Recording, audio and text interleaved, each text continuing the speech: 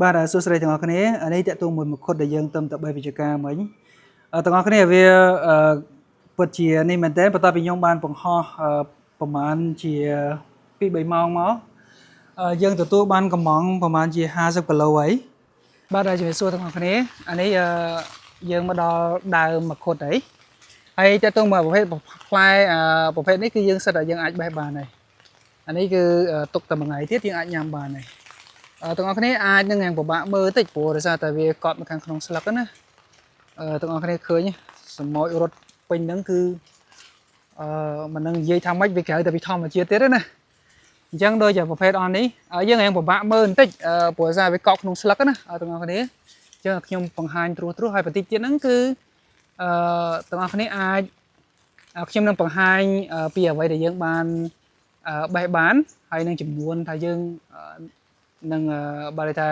ទទួលការកំងនោះបានមកហើយអ្នកទាំងអស់គ្នាអាចពិនិត្យមើលខាងលើនេះគឺយើងអាចថតមើលបានណា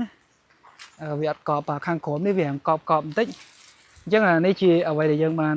នេះហើយតិចទៀតខ្ញុំនឹងបង្ហាញពីចំនួនសរុបដូចនេះអីចឹងគឺសិតតែយើងអាចបេះបានដូចខាងក្រោមនេះគឺសិតតែអាចបេះបាននេះសិនចេញសិតបេះបានបាទសួស្តីទាំងអស់គ្នានេះតេតួមួយខុតដែលយើងទៅ3វិជ្ជការមិញទាំងអស់គ្នាវាពិតជានេះមែនតើបន្ទាប់ពីខ្ញុំបានបង្ហោះប្រហែលជា2-3ម៉ោងមកយើងទទួលបានកំងប្រហែលជា50គីឡូហើយនេះគឺទុកញ៉ាំខ្លះហើយនឹងលក់ទៀតខ្លះហើយបើសិនបើថាអ្នកទាំងអស់គ្នាត្រូវការខ្ញុំថ្ងៃស្អែកហ្នឹងគឺយើងនឹងបេះបន្ថែមទៀតណាហើយតម្លៃពេលយើងដែលយើងលក់ហ្នឹងគឺយើងចម្រាញ់យកល្អប្រភេទនេះទៅឲ្យណាព្រោះប្រភេទខ្មៅនេះគឺយើងបានញ៉ាំបានភ្លាមហើយក្រហមនេះអាចទុកបានមួយថ្ងៃទៀតអញ្ចឹង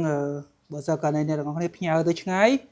អាចយកប្រភេទអញ្ចេះក៏បានដែរប្រភេទអញ្ចេះតាមពិតមិនមែនខ្ចីទេគឺយើងអាចទុកបានមួយថ្ងៃពីរទៀតអញ្ចឹងស៊ីសងថាអ្នកទាំងអស់គ្នាផ្ញើទៅឆ្ងាយប៉ុណ្ណាបើសិនបើថាអ្នកទាំងអស់ចង់ញ៉ាំភ្លាមយកប្រភេទក្រហមអញ្ចេះប្រភេទខ្មៅក្រហមនិយាយបានថាយើងទុកបានមួយថ្ងៃពីរទៀតជាក់ស្ដែងវាមិនមែនខ្ចីទេហ្នឹងណាអញ្ចឹងអរគុណច្រើនសម្រាប់ការគ្រប់គ្រង